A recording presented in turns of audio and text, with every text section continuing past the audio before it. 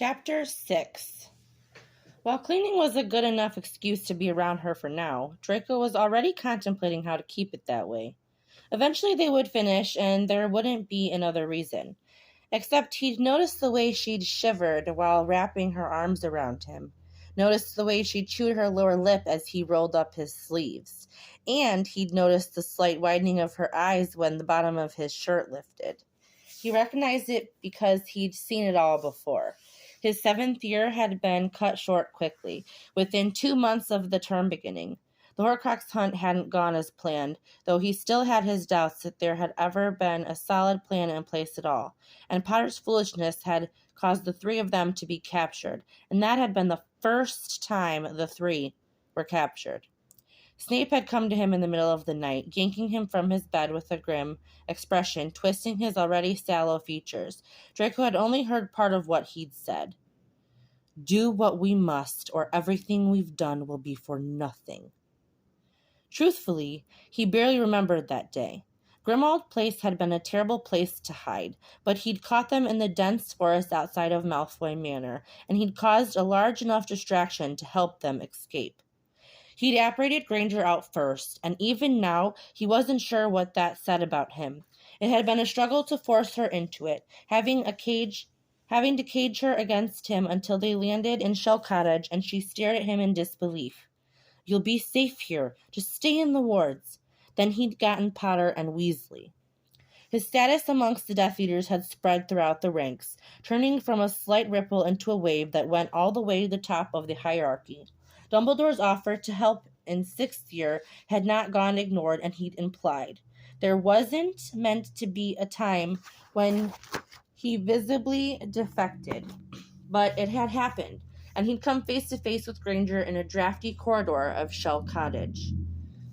"Fiendfire is dangerous. How did you control it?" she murmured, and he didn't want to think of the heat that had swallowed the forest. It was strange to pick the exact moment his infatuation with her had begun.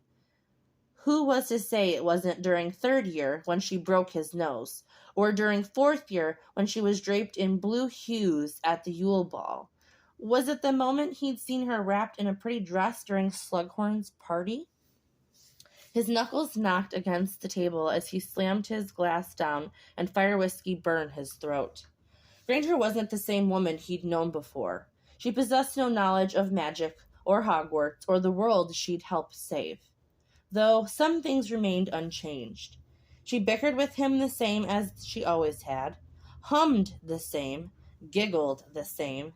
She felt the same when she was pressed against him. Lifting the glass, he leaned back in the chair and sighed quietly. Potter hadn't contacted him since he'd left their flat, but Draco knew he'd be calling soon enough. A thought randomly came to him, and he was surprised it hadn't occurred to him sooner. Gritting his teeth, he drained his glass and reached for his wand. Hermione's week passed the same way it began, cleaning. It wasn't the worst way to spend her time. There was always takeaway sitting on the counter when she and Scorpius arrived. Her son insisted that he be included, and there was always a sugary drink that he loved waiting for him. She caught Draco's eye the first time, lifting a brow. "You're going to make him want to stay forever. I usually don't let him have those." He blanched.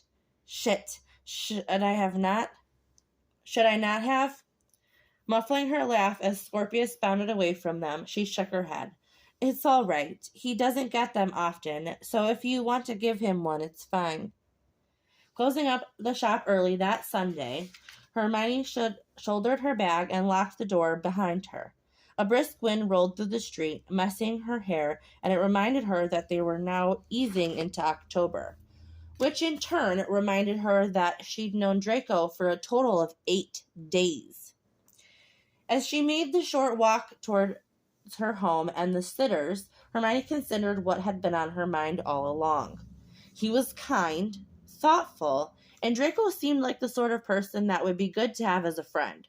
Her anxiety threatened that, and it should never be so easy, but it was. He'd eaten dinner with them, gathering Scorpius' attention without preamble, and the 2 of them had spoken more than she and Draco. They had spent so much time together already. Hermione supposed that meant she would feel more comfortable. Feeling awfully silly that she was still worrying about it, Hermione pushed it away as Scorpius ran out of Clara's home to meet her. Scooping him up in a big hug, Hermione peppered his cheeks with kisses. "Mom!" he growled. The sour look vanished, though, as her lips thinned, and Scorpius pressed his hands against her cheek harder than necessary and planted a kiss on the tip of her nose. "Are we going to Draco's now?" She nodded, setting him on his feet, but only after swinging him around until he laughed. "Yes, love, just give me a minute." Clara's gray hair was pulled back into a neat bun, not quite tight enough to stretch her features. A wrap draped over her shoulders, and she pulled it closer around her frame as her gaze dropped to Scorpius. "Draco, Hermione laughed. "Yes, I'm helping him get settled." "I'm helping too." Scorpius nudged her. All you two do is talk. I clean the windows." Of course he would point that out. "That's wonderful, dear," Clara smiled. "He's quite the neighbor. I saw him this morning. Do you know what he does?" As her son grew more and more impatient, Hermione rested the urge to grin. "He works with local law enforcement. I didn't ask what he does exactly, but he was a policeman in England." Bundling Hermione's hands in hers, she grinned ear to ear, and it came across more mischievous than anything else. "I'm delighted to hear the two of you are getting on so well. Now, I know Scorpius is ready to go." He kicked the concrete idly. Hermione returned the hug she found herself in with one arm and patted the woman on the back. "We'll be by in the morning, but I'll be home Tuesday and Sunday." "Scorpius is welcome any day of the week, you know that. If you need time to yourself or, well, just let me know." Pausing, Hermione's lips parted. "What does you know mean?" Laughter echoed in the street as Clara leaned forward. "I meant dating, my dear," she whispered, her breath tickling Hermione's ear. "Get your mind out of the gutter." Scorpius went straight to the kitchen after they stepped inside. "Draco?" There was a tinge of worry in his tone, something that shouldn't have been there for a child. Hermione crossed the sitting room, registering the new furniture, but her stomach twisted so tightly that she couldn't even say what color it was. She found Draco leaned over the kitchen island, his hands curled around the edge of the counter, and his fingers were a stark white. "Is everything all right?" He cleared his throat and gave a slight shake of his head. "Scorpius, would you mind if I spoke to your mom alone for a moment?" Wide-eyed and concerned, Scorpius didn't budge from his spot. His small hands gripped the bright green bottle tightly. "Are you okay?" The corner of Draco's mouth lifted, but gone was his characteristically cheerful demeanor. Her stomach dropped. "I'm okay," Draco nodded, crouching down to be at Scorpius's eye level. He rested his elbows on his knees as he did so. "It's just boring grown-up talk." Scorpius lowered his hands, the plastic bottle coming to rest at his side. "Can I play outside?" "Of course," Hermione began. "No." Draco cut her off, his voice harder than she'd ever heard it. Not that she had much of anything to compare it to, but the force of it reverberated through her chest. "Maybe just play in the sitting room. I bought a telly." Scorpius was gone with a grin before anything else could be said. She folded her arms across her chest, eyes narrowing. "Is there something you'd like to tell me?" His hip brushed the island as he stood, his back straightening, and he looked back toward where her son was sitting. All that could be seen from the side of the chair was a flash of blonde. "I don't mean to undermine you," Draco said quietly. "What I'm about to tell you is supposed to be classified." Her brows knitted together, and she stepped toward the island, laying her hands against the cool surface. "I'm afraid you've lost me." He swallowed, his throat constricting with emotion. "There was a murder, and the body was discovered today in a nearby town," Draco whispered, inching his hands across the counter as he leaned towards her. "I just learned before you got here." Hermione's hand flew to her mouth. "Oh, that's terrible." Craning her head back to get another look at Scorpius, just to be sure he was still there, a wave of understanding crested This is why you were so quick to say you shouldn't play outside. Yes, I see. A chill danced along her spine as she peered at him. Is it anyone you think I would know? Call it a small blessing, but he shook his head. I doubt it, though they were from here originally. However, she lived in a different area, and Scorpius padded into the room to take a snack from the counter and made his way back to the sitting room. He's really made himself at home here, Hermione snorted. The plastic crackled from the other room. Draco's smile was barely there, but it wasn't the genuine one she was used to. It may not be my place, but I can't deny it regardless. You walk home from work normally, don't you? I do, Hermione fidgeted with the decorative bowl. It had been her suggestion as gray eyes sharpened. Usually not in the dark. Maybe once or twice a week if one of the girls can't make it. You're not worried about... The silence was telling. Hermione exhaled. Whether it's your place to worry about us or not, I appreciate the thought. Beyond Clara, I can't imagine anyone else has worried about me in years. I'll be sure to be careful. I have pepper spray in a drawer at home, and I've been meaning to put it in my purse. Hermione continued to ramble. In long strides, double the size of hers, Draco walked around the island, coming to a stop as he towered over her. Hermione, he murmured, and she quieted. At the risk of sounding like a prat, I truthfully don't like the idea of you walking home alone. She sucked in a breath. I have no doubt that you can protect yourself. You would just feel better if you were there to watch over me. Curiosity colored her tone. I don't need a big, strong man to protect me, Draco. I've done perfectly well on my own in a world I don't recognize. I feel terribly sorry for anyone who thought they could get the drop on me. He chuckled. I realize I sound like a sexist. She nodded. A self-aware sexist, then, my favorite kind.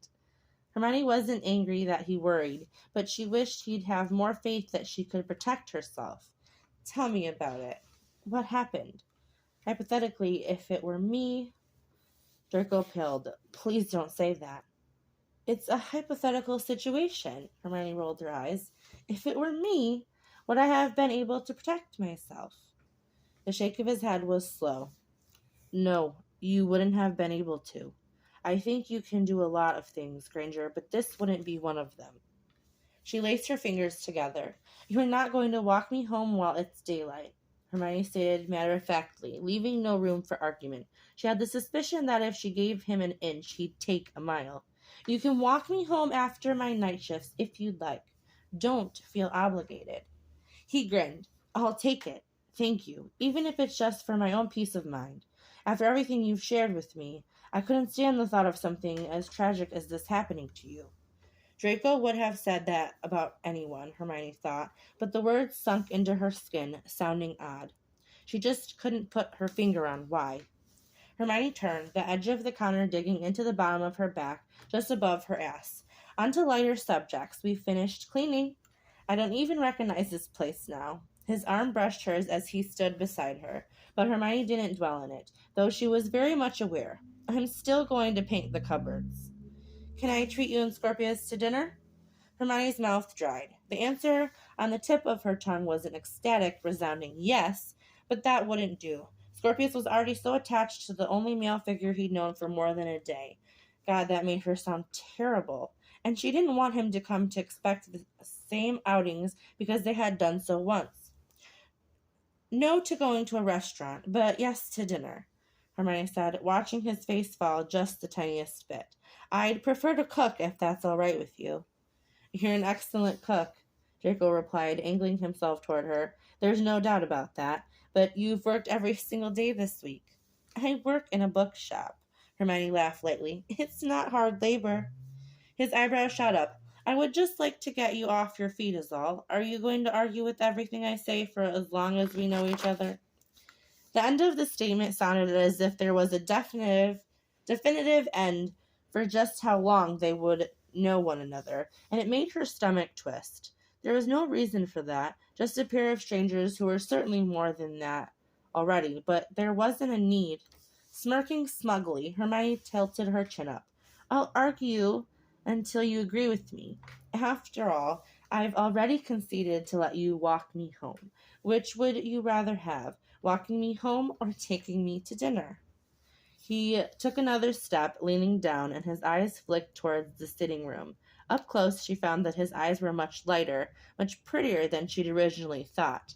I'd like to do both, Hermione, and trust that I will. For now, though, I'll let you win.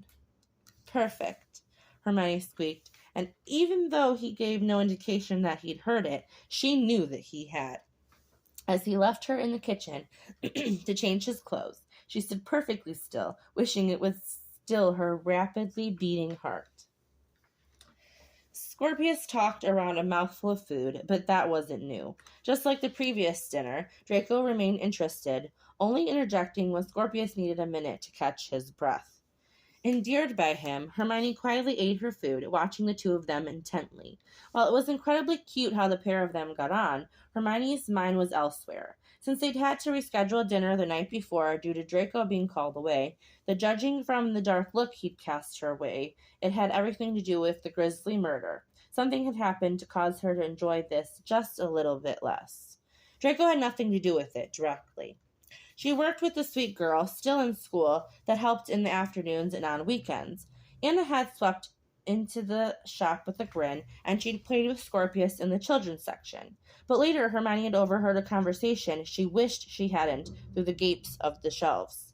Their new neighbor had been all Scorpius could talk about for days, and this hadn't been an exception. He rambled on and on about Draco, until Anna asked, "Is this Draco your father?" Scorpius shut down. His eyes fluttered shut and he shook his head. "I don't think so. Do you think so?" "You said he has your hair." Hermione had cut it short, her words falling from her tongue much sharper than intended as she pulled Anna away. In no uncertain terms, she'd made it blisteringly clear that it was an inappropriate subject to discuss with the child, and if the conversation needed to be had, Hermione would be the one to do so.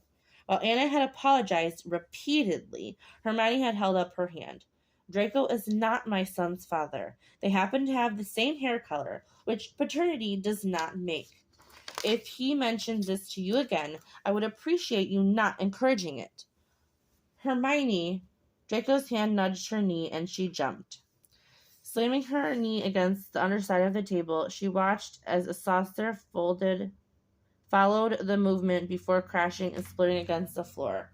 "Sorry," she said, and it was a touch too loud. "Are you all right?" It felt like he was always asking her that, and the answer was always no. She nodded.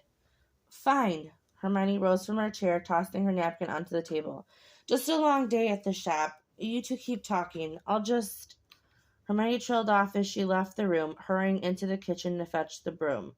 Wrapping her fingers tightly around the dustpan, she turned in a rush. Draco's hands gripped the tops of her arms to steady her when she knocked into him. Whoa! She was perfectly steady, yet his hands still didn't fall away from her. Her tongue slid against the seam of her lips, and she thought he followed the movement, but it could have been her imagination. "I just needed to get..." She lifted the broom. "It wouldn't be the first time I've cut my foot open," because his thumb rubbed reassuringly against her bare skin before he let her go. "If tonight was a bad night, I'm sorry to intrude. Are you sure everything is all right? I only asked because you're normally so bright." "Bright?"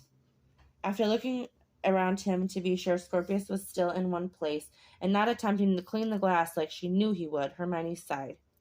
"It really just wasn't a good day at the shop. You don't have to worry about it." He nodded. "Dinner was delicious. Thank you for having me." It felt like she was standing at the precipice of something that truly terrified her. Hermione squashed the rising nerves in the pit of her stomach. "You're welcome any time you like. Scorpius is utterly enamored with you, and She broke off as her bravery ran out. "I'm fond of you as well. You've probably noticed, but we don't get many visitors." His face was partially hidden by the dim light of the kitchen, and she couldn't make out his expression in the dark. "Everyone else is missing out, then," Draco murmured, his words floating between them. "You ought not tell me I'm always welcome. I might take advantage of that. Is that selfish?" With her heart caught in her throat, Hermione shook her head. "You are free to be selfish." Flashing her a smile, Draco gently pried the broom from her hands. I'll be sure to do that, then. A handful of days, almost 2 weeks, Hermione's logic whispered, but she wasn't of the mind to care anymore. Muggle police weren't any closer to discovering who had left the murdered girl in a ditch completely nude. Draco paced through the evidence room, lifting the edge of a box with the tip of his finger. Living like a Muggle was tiring. There was no point in sorting through each file by hand, aside from the fact that the French ministry would crash down on his head. There was still a dark mark on his forearm, and the appearance of Mors Morta spoke louder than all of his combined efforts to erase it. The building was teemed with Muggles, and the clerk that ruled over the evidence was a shrew. He estimated that it wouldn't be longer than 10 minutes before she cracked the door, stuck her head in, and asked if there was anything she could help him find. Even though the answer continued to be a resounding negative, she hadn't left him alone. 23, he murmured, flipping the file to the first page. Blonde hair, blue eyes, but from the photos it was different to tell that she was blonde. She'd been beaten bloody and covered in dark bruises that spread down her neck to where her collarbone was cracked below her skin. He straightened his head, whipping around the room as he felt it. It was undeniably the wards that he'd created around Hermione's home, and a chill ran down his spine.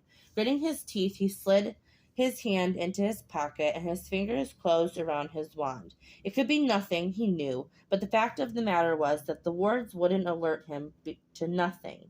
They were only for her safety, and if they were... He glanced at the photo on the stainless steel table and swallowed. Whatever it wasn't nothing.